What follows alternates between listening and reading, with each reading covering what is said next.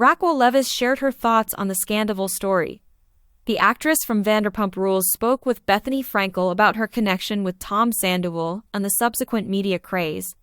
Following the dramatic on-screen breakup of her relationship with her co-star during the most recent spring 10th season of Vanderpump Rules, Leviss feels that she has been given the raw deal, according to All About the Tea. During an appearance on the Just Be with Bethany Frankel podcast on Wednesday, Leviss stated that the idea of an affair strikes close to heart and really resonates with many individuals.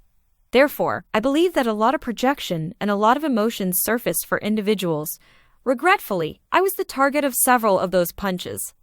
Sandoval has benefited professionally from the Bravo show's rising popularity while she has incurred debt and had to take a step back for her mental health, according to Leviss, who made this claim 5.5 months after it was made public that she and Sandoval had an affair lasting months behind the back of Ariana Madix, his former girlfriend of 9 years, per People. The shocking admission by Leviss was that Sandoval had secretly taped her FaceTime conversations without her knowledge or approval. When the covertly recorded FaceTime conversation evolved into potentially controversial content for the Bravo series, Sandoval utilized this to increase his editing control over Season 10. Regarding the private video, Leviss stated that I would have refused to provide consent if he had asked. "How can I trust you?" she asked Tom after she revealed to him that she had even challenged Sandoval about it during pickup filming. "You recorded me without my permission."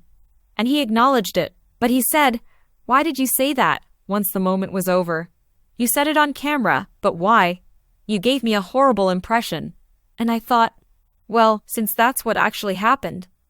In order to get editing rights for that moment, the co-owner of Schwartz and Sandy ended up boycotting filming the rest of Sandoval.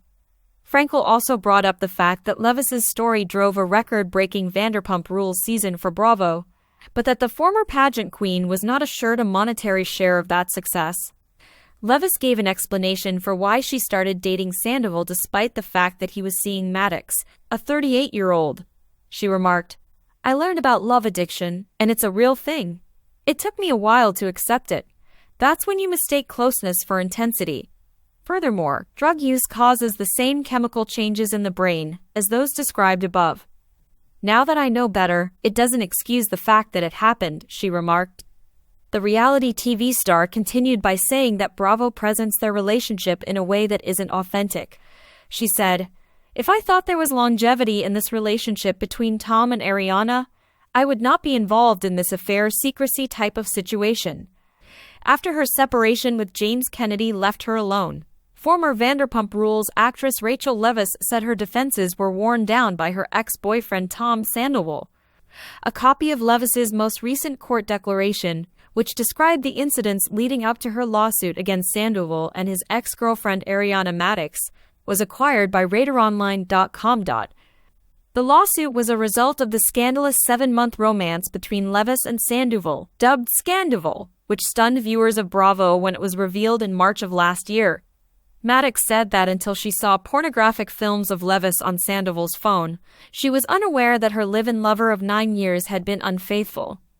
This past February, Leviss filed a lawsuit against her former co-stars, claiming that Sandoval had secretly recorded FaceTime recordings of her undressing and masturbating, which Madix had then shared or shown to third parties. Earlier this month, Madix urged that the lawsuit be dismissed and denied sending any sexual videos of Leviss to other parties. Additionally, she just submitted a move to have the anti-SLAPP statute, which shields Californians from legal actions that infringe their right to free speech, applied to the complaint in order to have her name removed. In response, Leviss' formidable legal team contended that, contrary to what the defendant claimed, her complaint did not violate her right to free speech regarding issues of public importance. Additionally, they claimed that because Madix's actions were unlawful, they cannot be protected by the anti-SLAPP statute. In an attempt to counter the anti-SLAPP action, Leviss filed a declaration with the court on June 28, in which she identified Madix as the primary cause of her emotional distress.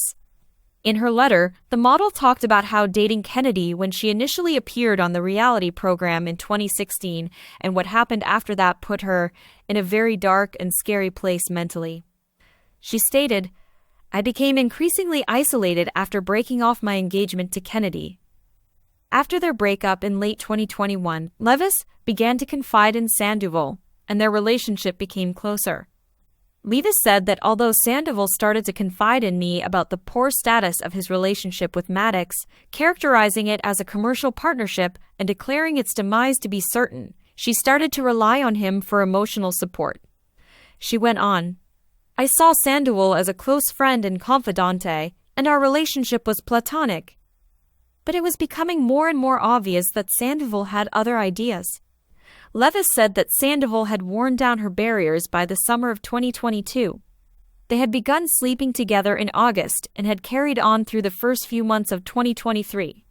She said that the hidden couple spoke on FaceTime frequently and occasionally engaged in sexual activity, but she stressed that these chats were private.